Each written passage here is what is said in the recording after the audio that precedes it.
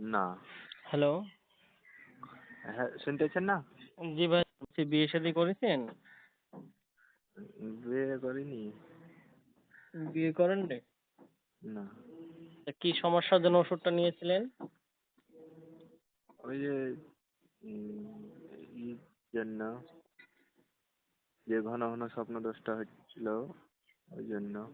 যে ঘন ঘন স্বপ্নদোষ হচ্ছিল, ধাতু ক্ষয় হচ্ছিল, প্রস্রাবের সাথে ধাতু বের হওয়া অথবা পেনিস শক্ত না হয়, এগুলো তো নাকি? হুম। আচ্ছা আচ্ছা। ওষুধটা কবে শেষ হয়ে গেছে?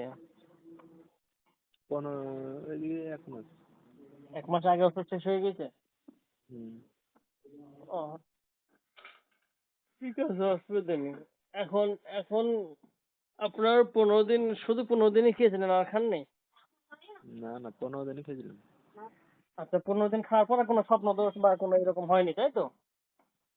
হ্যাঁ, কোনো স্বপ্নদোষ হয়নি, কিচ্ছু হয়নি। মানে 15 দিনেই ভালো হয়ে গেছেন, তারপর আর খাওয়া মনে করেননি, তাই তো? হুম হুম।